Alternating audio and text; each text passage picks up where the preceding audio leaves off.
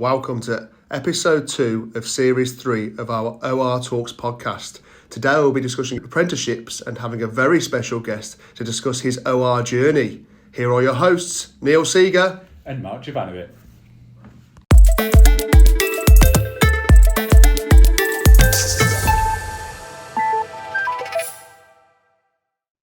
So Alex is very kindly joined us today. Alex is one of our partners. Some of you may know Alex, some of you may not know Alex. This is Alex. Good afternoon, everybody. It is afternoon, isn't it? Yeah. It's afternoon. It's Depends when they're listening, to be honest. Yeah, depends where they are and where they're listening. See, I could talk about that for ages. Do you listen in the morning on the way to work, or do you listen later on in the day? When do you listen to your podcasts? When I'm in the car, driving long journeys or to and from the office. That's always a good one. Oh, that is a good one, actually. That's probably the best time, actually, isn't it? Same. Yeah, I wouldn't, yeah. When else would you listen to it? Not when you're doing a bike ride. No, I think in the car on a long journey, good podcast. Yeah, well, we have Like the OR podcast, it's always a good one. We haven't got Alex on to talk about who listens to podcasts. Yeah, sorry about that. I go off on journeys, everyone knows. So we're here to talk about apprenticeships. And you weren't our first apprentice. Were you our first apprentice? Probably not the first, I don't think. It's a long time ago, Neil. Should I elaborate on You're that? only 23. 26 now. Oh, yeah, 26, yeah. So I'm a little bit older. So I don't think I was the first one. There was a couple of us at the time. And I think there's been some of the other partners now that are still here were probably earlier apprentices. But yeah, I started as a Jimmy Junior. Blimey. So came in straight from school? Yeah, I knew you'd ask me questions like this. So I've got, for anyone who is watching the video, I've got a couple of bullet points because actually it was 27 years ago this year. And I could just talk about it forever. I said to the guys before we started, how long have we got, etc., etc. We haven't got 4 hours. So I started at Ormond Rutter as an office junior on the 18th of June 1997. Prior to that, I'd done my work experience here, which was good fun. Obviously, I enjoyed it a lot.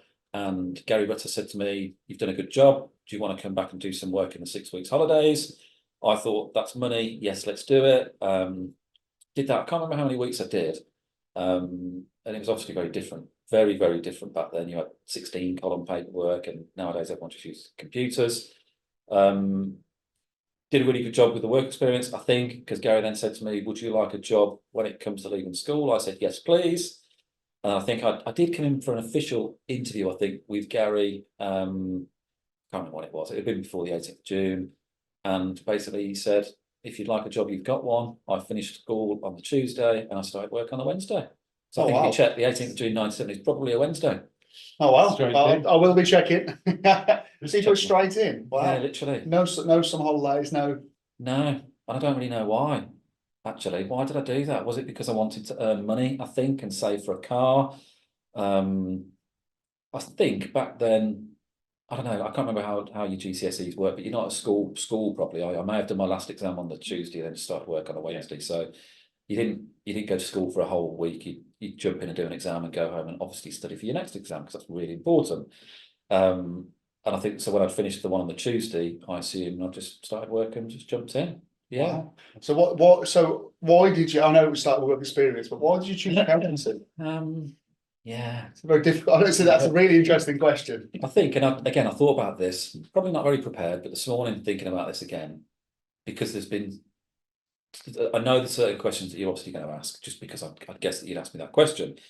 The truth is, I think it was because I was good at maths. I was always probably a high level on the workbooks, whatever it is that you're learning at the time, average might have been level 6 and I was on level 7 or something.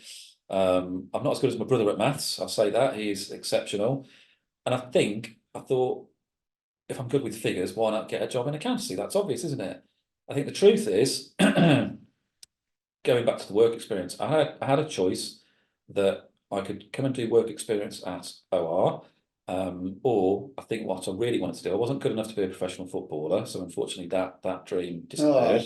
Probably the same for you, Neil. Yeah. Same for you, Mark, unfortunately. Yeah. But for whatever reason, it might have been Colin McRae Rally on the PlayStation. I wanted to be a rally driver, and my dad, who was a builder, he's a builder obviously, and he built a massive warehouse. I think it was called Dome Motorsport on the Aston Fields Industrial Estate. But I was going to go there to just be, I don't know, a mechanic or whatever it is.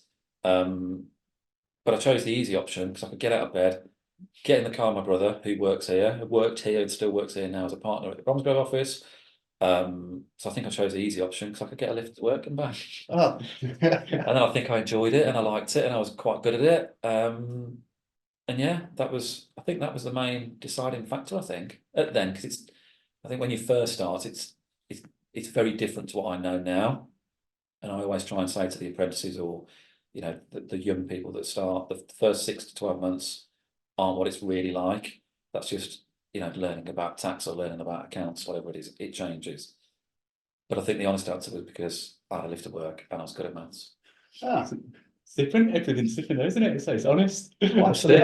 I think every person you ask would have different reasons for being an accountant and actually why you become an accountant. And actually being an accountant isn't necessarily what you expect being an accountant to be like. No. For me, it was better. And when you're 16, 17, you have no idea really what you want to do you? So it is about trying things out. And Yeah, 100%. And to my daughter who's 13, my wife and I, and our little boy who's 8, she had an options evening recently to choose her GCSEs, and there actually wasn't many options in the end once you've chosen what you want to choose. But we were discussing business studies, Yeah. and I think mine probably goes back to business studies as well.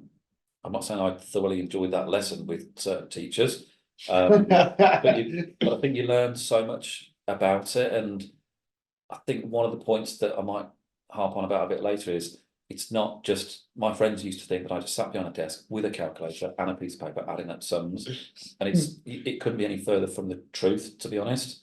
So I think the business studies, and I was interested in business. I was probably interested in money. I wanted to earn money. I wanted to do okay. I wanted to have a nice house and be able to do okay. So I think the business side of thing interested me as well, really, to learn about the world and how businesses work, and there's a bigger thing to it, isn't there? And many sorts of business. Yeah, tons and tons and tons.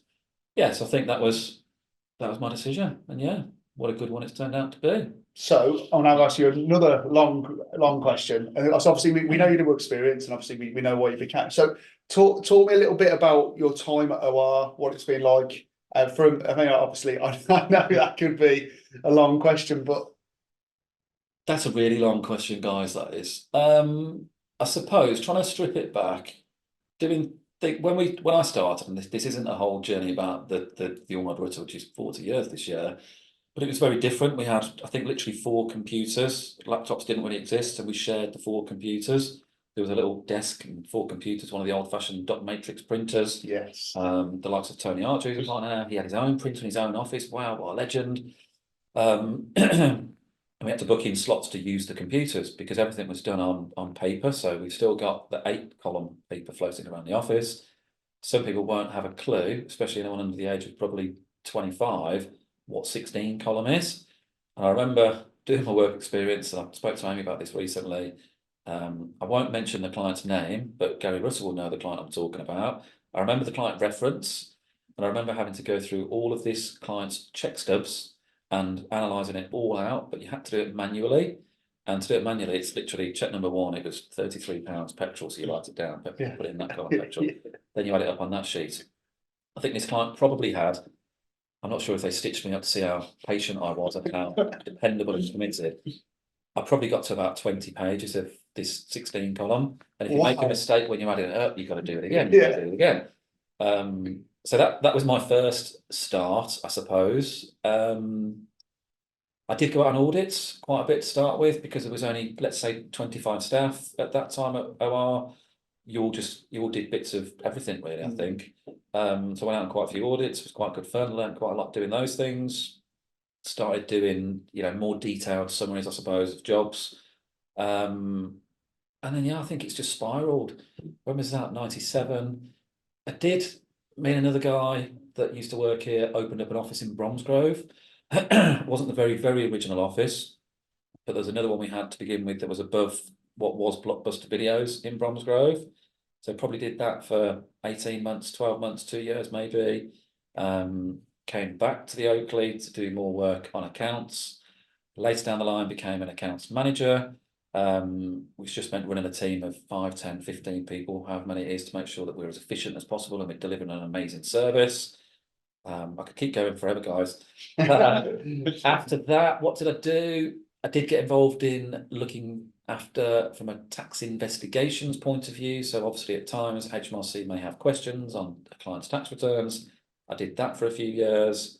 And I think when it settled a little bit was when we bought our first office on the business centre that we're sat on now. I opened that probably in, I think I might have this secretly written down somewhere, maybe, let me check. I think it's about 2010, somewhere like that, maybe just a bit before. Did that, run that, became a partner in, I don't know, 20, I've got that written down somewhere as well. Just don't let the camera see me reading it because I don't think I've got it written down. 2014, actually, wow, 10 years ago this year. Became a partner, started taking on my own clients, and yeah, it's built from there to there. Met my now beautiful wife working here. So that's the best thing of obviously having a job here. It's the best. And it is a true story. What else? Yeah, that's probably a quick. I think one of the key things of that is actually all the things that you've done over the years have actually led you to where you are. It's not just been you've joined and become a partner straight away, and that's, you know, hasn't happened yesterday. It's all taken time. Experiences in loads of different sections of the business. You know it from the ground up, basically, don't you? Yeah, genuinely, I've actually got a bit of goosebumps saying that because it is. I like to think it's quite an interesting journey, and I'd love to have more time to talk to anyone that would want to talk about it. And I do have quite a chat with the apprentices at start and such like. And I think the biggest thing I would say to them, and I've used this analogy in appraisals before, that I always used to say, imagine there's a ladder on the wall, and actually, whether it's Neil or Mark or Alex, I was at the bottom of that ladder, literally just about touching the top rung, and it's up to you how far you want to progress your career. I'd like to think where we're different here, and I hope to think I'm proof of that, as with some of the other partners, that hard work, dedication, commitment, etc., etc., etc. You can do what you want. I suppose the world is genuinely your oyster. We wouldn't stop anyone. I suppose if someone wanted to have a conversation about opening another office in wherever it might be, you know, we'd listen to anyone about anything. If someone's committed and dependable and wants to work hard, we'll do it. I suppose to just quickly chuck in there, that was another example when I think it was probably, I don't know, 2019. Somebody came to us and asked us if we'd like to buy their accountancy practice. We said, well, let's have a look. They had something like 65 clients that were actors and entertainers. We did take it on. I was fortunate enough to be in the right place at the right time, and that was handed to me to manage and to operate and to run and to become a partner of that business. And then through, I think, hard work, commitment, dependability, long hours, etc., etc., etc., and having a very good team around us, that's now a separate business with thousands of clients. That's just, yeah, I think that just proves that whatever you want to do, you can do it. It's fascinating. I find it fascinating already because I mean, it's a privilege. I mean, particularly for us to go through that journey and actually see that journey, you know, from actually apprentice all the way through. Yeah, it's something I say to people when they start all the time. It very much is a case of cheesy as it sounds. What you put in, you do get out. Genuinely, it's that sort of place. Is what hard work is recognised. Yeah, I'd like to think that, and my wife would definitely vouch for the hard work, the late nights, the late evenings. We've just all come through January whenever anyone's listening to this, and even now at the young age of 43, you know, I still put the hours in, as does most of the staff. Obviously, everyone's putting the work in, not the most of the staff, every one of the staff members. And you can evolve. We had 25 staff probably ish, give or take 2 or 3. And now we're at something like 230, 240. I don't know the exact number, but it's a big number. And that's from being, I think, a good place to work and a good team. You guys have been here forever.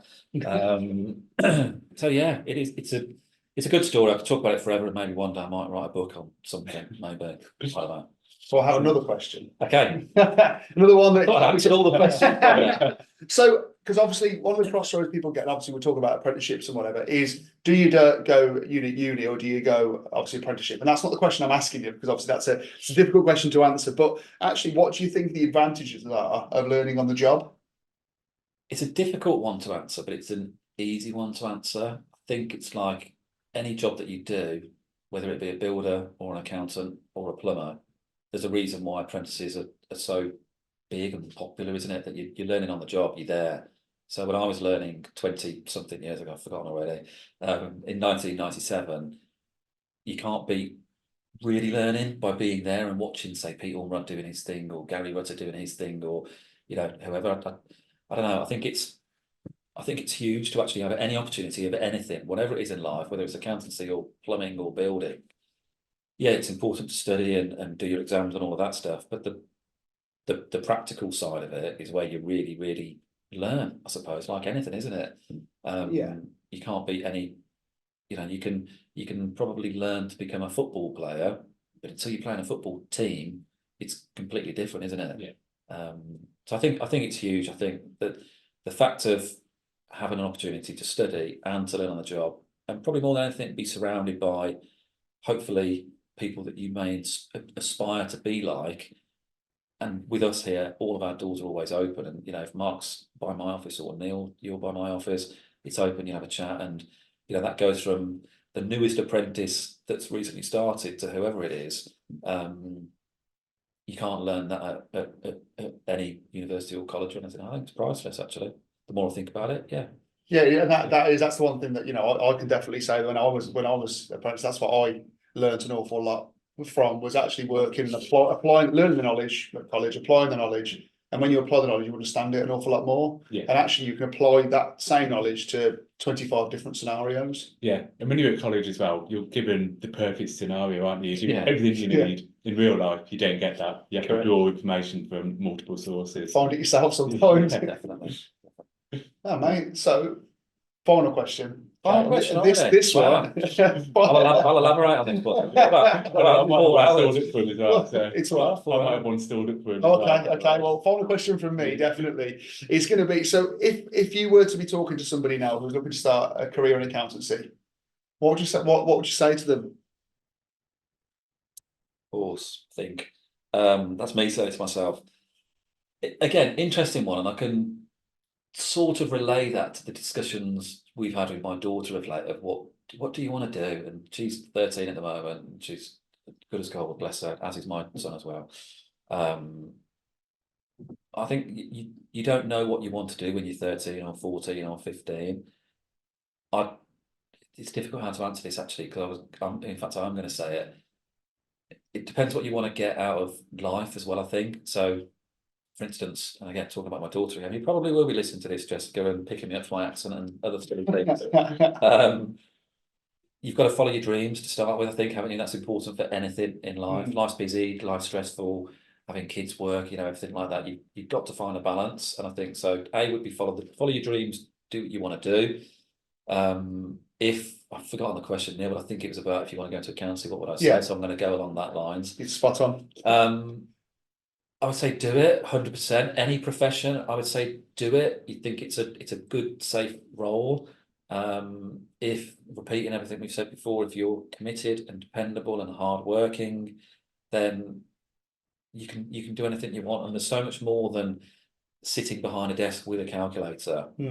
That I was thinking about this just driving over now, that I've got clients of mine that I've been their accountant or their friend, let's say, for probably 20 years. I've seen their kids grow up from being 1 day old to now 20 years old, having their own families and children and stuff. And even when I talk to my wife about work, I'm lucky. I do thoroughly enjoy my job. Yeah, there's stressful times, and the likes of COVID was horrendous for a lot of businesses.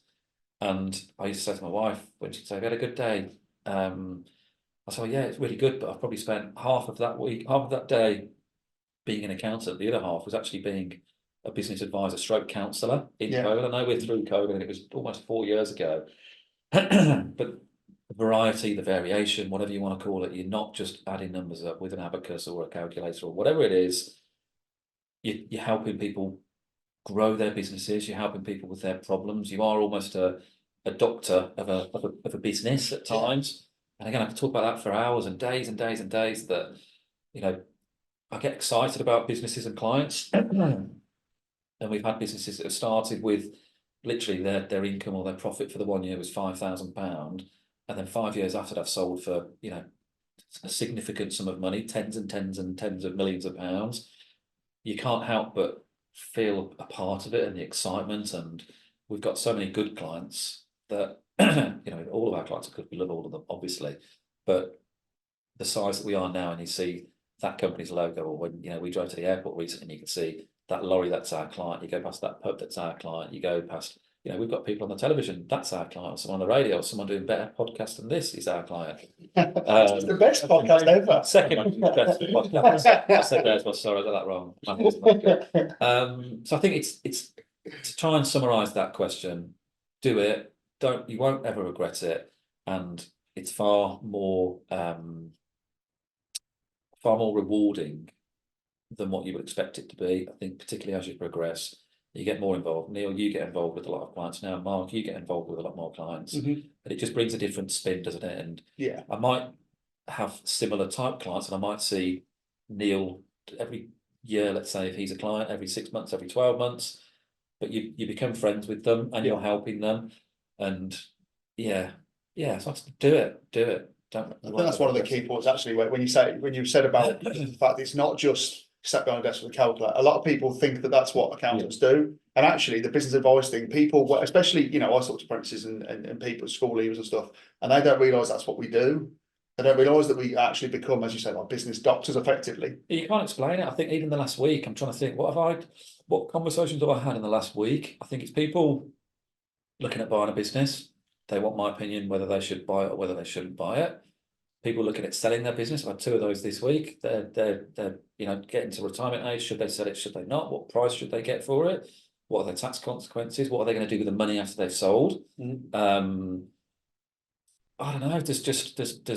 There's all sorts of people looking to get a mortgage, and then how's the best way for them to buy a house that they're maybe going to rent out? And you get involved significantly with people's lives, and that's what brings, I suppose, there's a big level of responsibility, I think, can be Massively. Yeah, I was going to use the word underestimated. It's not underestimated, but there's a responsibility that you have there to help your clients and guide them as well as you can, and obviously they all appreciate it. You become friends with all of them, but I think just do it 100%. Every day is different.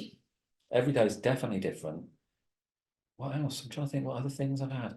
There's just tons. There's tons.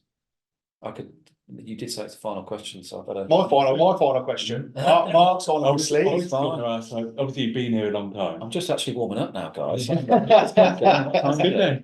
It's fine. I've got loads of time. Yeah. So, you've been like in accountancy for such a long time. Then, what's been the biggest change, and how do you see things changing going forward in the role? Great question. Yeah. Biggest change is easily technology. I thought you say that, yeah. From you talking about the 16. Yeah, that's the paper. I've never seen those. Have you not? I've seen the 8. You've not seen 16 column. Oh, so you've not experienced it, mate. Put away. I had them when I started. At your age, at 47, you should have seen. I think the biggest change is technology, and I don't necessarily mean in a good way either. Always. Yeah. Because back in the olden days, you know, I think when I started, I don't think emails existed, and that makes me sound really, really old. There's letters and faxes. I think the managers had just got email addresses. Someone asked me to send a fax the other day, actually. I had to fax something to somebody, and I couldn't even remember it was probably 20 years ago I sent a fax, but that was the thing. I think technology has changed it for really good reasons and also really bad reasons. The demand of life, and I'm not saying it's our clients or anyone's client, it's all of us. It's when I was talking to my wife about it recently, I think I put it down to it's almost the Amazon Prime effect. Yeah. That if Mark wants to buy a new microphone today, or Neil wants to buy some new football boots or something, which he might not buy now at the moment, you don't want to wait 2 days or 3 days. You want it tomorrow. So Mr. Amazon comes along and it's on your doorstep at 9 o'clock tomorrow morning, which I think our expectations, if I'm dealing with, I don't know, let's say I'm buying a house and I'm dealing with a solicitor, I'm impatient. And I think the whole world is impatient. So I think technology is really, really good because I can email a client, I can Zoom a client. I was talking to someone in LA last week, and New York the week before, and someone in Birmingham the week before, and stuff. Whatever, technology is amazing, but it does have its drawback at times. But I think that's just a society thing. When you look at the younger staff now, some of them don't even have paper and a pen, which is quite interesting. It's just laptop. So yeah, I think that's the biggest change, I think, for better and for worse. For how do I see it changing? I don't really know, actually. It's really difficult to predict. You would think that it's obviously going more automated. Making tax digital has been on the cards for the last 93 years, and it keeps changing the date that's coming in. I think it's going to happen at some stage. I think it will, won't it? Obviously, it's going to, the way the banks all operate now with their trendy bank statements, all the challenger banks with, they analyse all the things out. All of the challenger banks are offering this accountant software. But I'd like to add, software never ever replaces an accountant or a tax advisor ever, no matter how much you pay for the software. It can't replace an accountant. It really bugs me. But it definitely can't replace the accountant, just in case that one didn't go through. So I think MTD will kick off, and it's going to be a big thing in the next, I don't know, 2, 3, 4, 5, 6 years, whenever it is. There will be quarterly tax returns going in, probably, and there's just going to be a bigger demand for the advisory side of things, where you're that doctor for your clients, and guiding them more. I think that's probably, the future, maybe. Yeah, That's a great question, Mark. That was. No, Answered that really well as well. no, you agree with what you said there. Absolutely. It's going to become, advisory is going to become more important, which is good. That's more time to do it as well, hopefully, with the technology. So I think it's difficult, isn't it? 'Cause everyone, with everything in life, you assume software is the answer to everything. A client asked me yesterday, which software should I buy? Should I get Xero or QuickBooks or Sage or this or that? And my question back to them was, and this is how transparent we are, well, how much is your income? And they said a figure of X. How many invoices do you send out a month? Well, probably 1 a month. Do you have many receipts? Probably about 10. And my honest answer was, don't bother, to forget the software. What do you want software for? In that person's particular interest, it's a complete overkill. Save the 20 or 30 pounds per month. I'd rather you give it to an accountant who will actually advise you, or if you've already got an accountant, save it for a rainy day or something. You don't have to have it. But I think because the software companies are very good at their marketing and their branding and everything else, and they are very good. I'm not saying bad things about software. It's elite and it's amazing, but not every person in the world would necessarily need them. So is that all your questions? That is all the questions. But you'd recommend apprenticeships? You'd recommend 100%. from your personal journey? 100%. I wouldn't fault it. And if anyone's got any questions, I would answer them. If they even was unsure about it, I'd sit and talk to them. Because I think the last 26, 27 years, I think you learn so much. You grow as a person, and you meet interesting people, and you help them, and you meet great staff members, like, well, I suppose you two. I'm kidding. So I'm not going to say that, actually, but it is true. You are two great staff members. But no, I think 100% apprenticeships is the way to go, and we're here and ready when anyone wants to talk about apprentices, I suppose. Brilliant. thanks very much. Thank you very much. Thank you You're for answering the kind of questions and being so honest as well. Yeah, Really Make sure appreciate you it. boys get back to your desk work really hard. Okay? Thank you. No messing around. Thank you, Alex. Thanks, guys. So thank you, Alex. That was absolutely amazing. I mean, I think we both learned a lot about his journey, and Really his journey interesting, was fantastic. Now you'll notice that Alex has changed. Alex has changed too. A female. Oh, is that, okay. Is that how we're going to? That's your name. That's So your the female who has joined us. So I'm Katie. I'm the recruitment advisor, and I deal with all the recruitment coming in and out of the business. On board and off board and this kind of thing. So Alex has changed, isn't he? Katie, thank you. So Katie, give us a bit of an idea. Obviously, we've heard Alex's journey and all that, and how actually what you can gain from an apprenticeship. But so tell us a bit about our OR, obviously apprenticeship scheme, and how does so that our work? OR scheme has been running since 2012. Well, actually in 2015 as well, we were considered for an award, Oh. and we won. Oh, So I since see. then we've been considered as well. So it's an award-winning scheme. We offer mainly the accountancy side, so AAT. But we also offer them in other areas of the business as well. So we've got people in payroll, and we've considered people for OSS in business admin. So we consider all routes. We aren't just on the level 3 and 4, it goes right the way up to level 7. And that includes 7 years of study to get there, and it's all exam based. So you do your exams, you study alongside. For the apprentices, they're allowed 1 day a week out the office to go to Kaplan. They do their study, all the travel's included for that as well. So that's a swing the deal a little bit. You get work time as well. Yeah, So you get paid to study. You get paid to study, that's exactly it. You get your qualification free, and you get time off as well. So your annual leave is included. You get all the same rights as an employee. That's fantastic. Sounds brilliant. What do I apply? There you go. Yeah, so you get one day a week, you get your qualification, you go to college. Yeah. So and then off the back of that, you can apply the things that you've learned at college during your day I think job. that's the most important thing about apprenticeship as well, is the on-the-job training and the off-the-job training. I think, you know, you can go to university and you can do a degree, but you can't apply it for another 4 years. And you True. can get the same level of qualification whilst doing it alongside. So you get that little bit of a head start as well. You're not coming out of university and trying to find your feet in how to work in an office, how to deal with people at different levels within an office. You're learning that throughout your time while you're training, which I think is really important for people who learn differently. I mean, I did an apprenticeship myself because I can't sit in a lecture hall and listen for 3 hours and then write an essay on it afterwards. It's just not how I work. So I think it's really helpful for people who learn differently. And there's so much more support, I think, because you're learning about how to work in an office, how to deal with different people at different levels. So just following on from that, how we work here is slightly different because we're sat in pods. Yeah. So within the pods, you have a member of staff at every level. So you Okay. can literally see how a job that you guys would do would go from start to finish, right the way up to a senior manager checking it and approving it.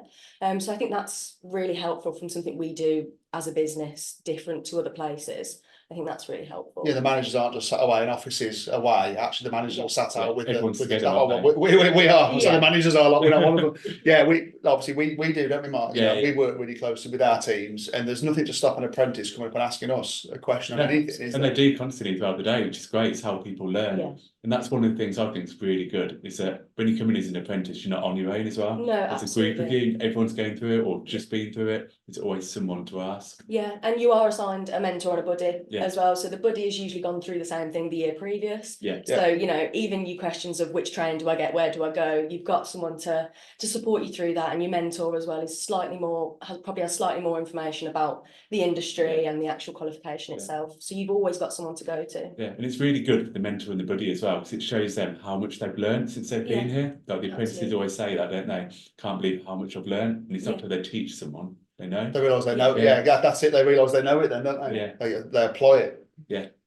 Exactly. So Ah. it's just that continued development, isn't it, throughout? So obviously, I get paid to go to college. I get my day release. I get all. Is there anything else that I get as part of being an apprentice? So you still get the same benefits as a university student. So you can apply for uni days, your NSU card, still get your employee discounts, that kind of thing. And Ah, that's without having to do a 4-year course and live away from home. You can still and, get the and same. have the uni debt that comes Yeah. with it. But Yeah. I'm not going to mention too much on that one. Yeah, exactly. So you get your qualifications paid for. You don't have to think about that. You don't have to think about your student loans. You don't have to think about, you know, you can do it locally as well. Yeah. You don't have to relocate all over the country to go and do it. The only thing you do miss out on is the uni experience, which Yeah. I think some people do probably make up for. I think, you know, We have you a don't great have to go to social uni scene, for that. haven't So we? we have the best part in the world. So you know. Exactly. So I don't know. I'm more than make up for it. I think we Yeah. do with our social side and our, you know, just everything, to be fair, with OR. Absolutely. So what happens? So you know, so I'm at school, and I'm considering an apprenticeship. Yeah. So what? How do I go about becoming an apprentice? What do I do? Well, there's loads of different ways. There's gov.uk, which has got all your apprenticeship schemes on there. You can go on there. For us, we have it on our website. We've got an early careers page where you can go on there and you can look at the graduate apprenticeship, and you can also look at the lower level apprenticeship, so for the school leavers. Yeah. And on there, it's just an application form. You send us your CV. So your CV, you know, it's quite difficult when you are a school leaver because you might not have that much on there. Yeah. But anything that can tell us a bit more about yourself, what you've done previously, is great to go on there, because it just builds an idea of you as a person and also your skills that you could bring to the table.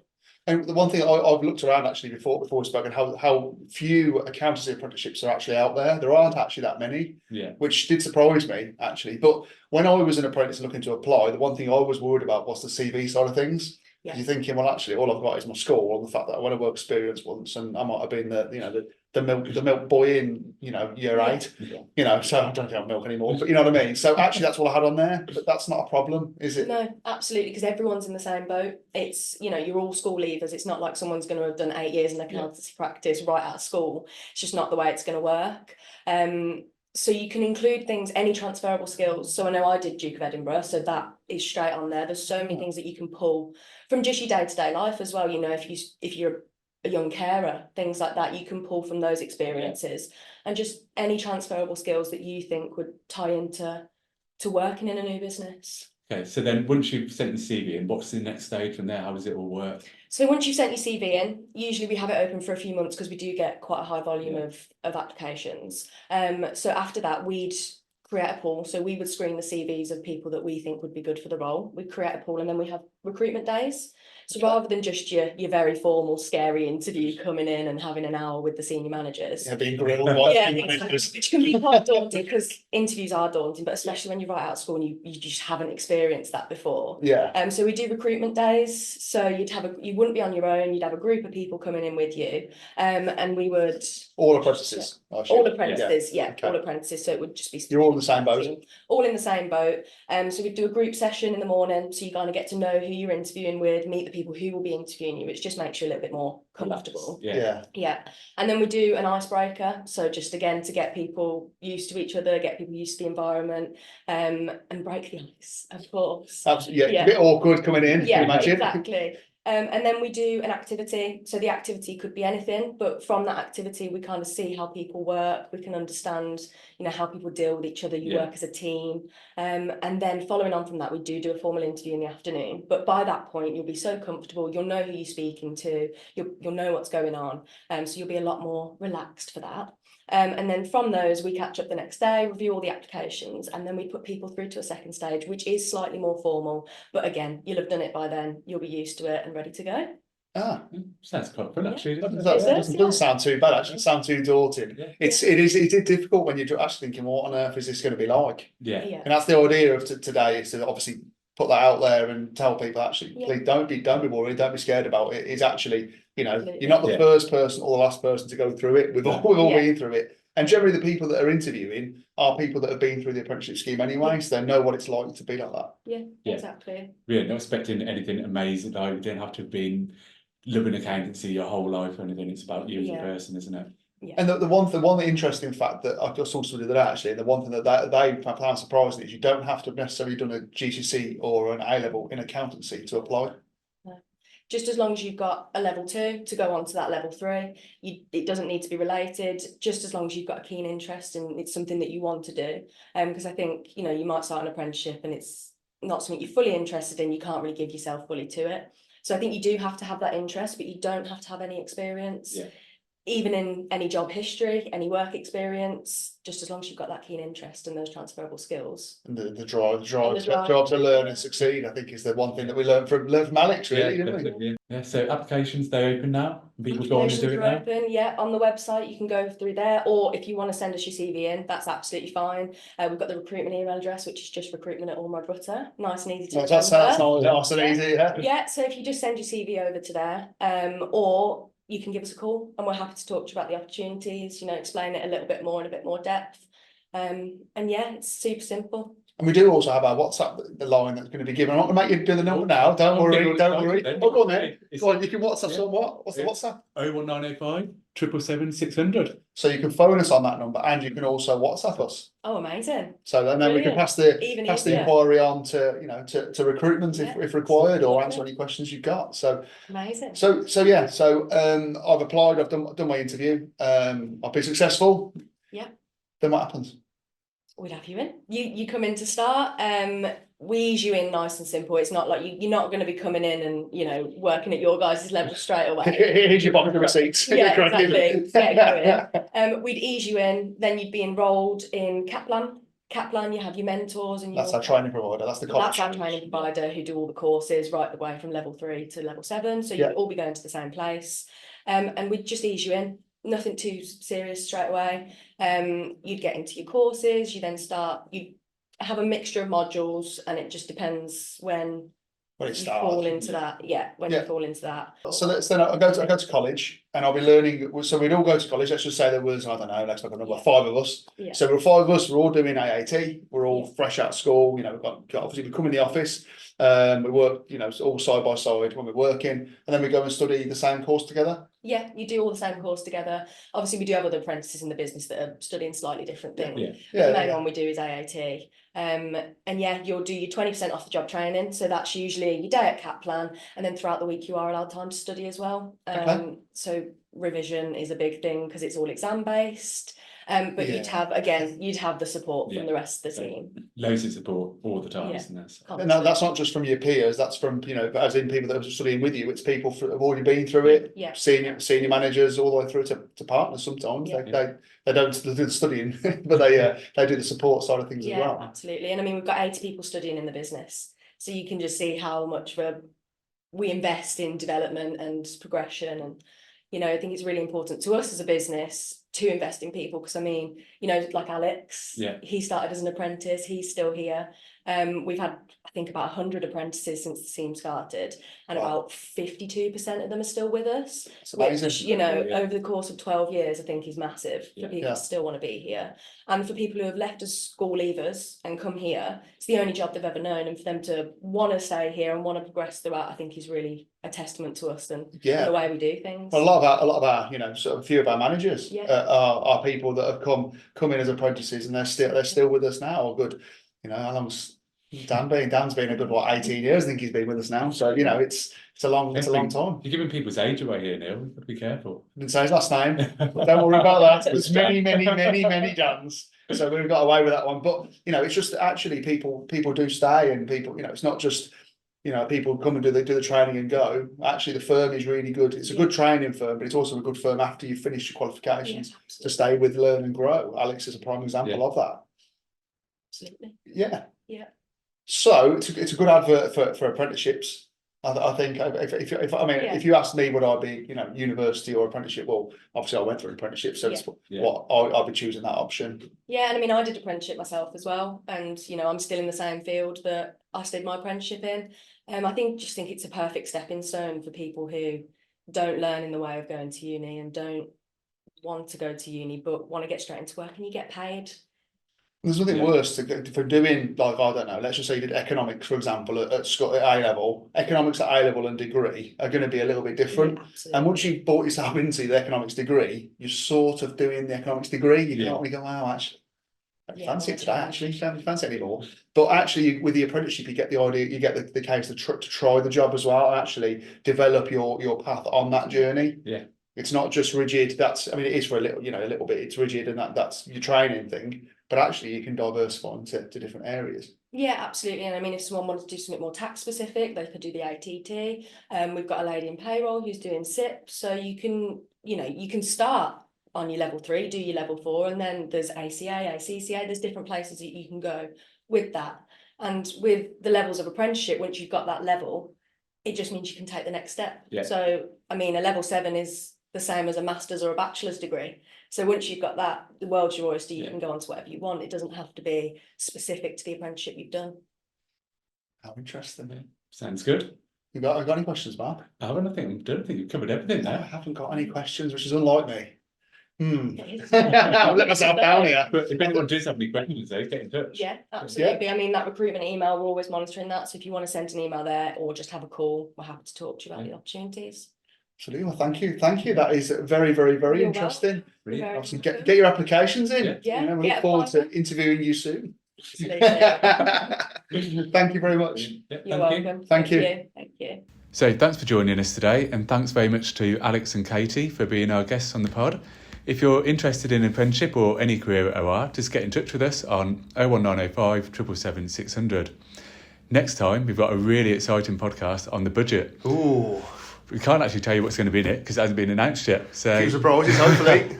but join us and we'll be going through everything that comes up in that for you. If you've got any questions in the meantime, drop us a WhatsApp on 01905 777 600. Thank you. Cheers.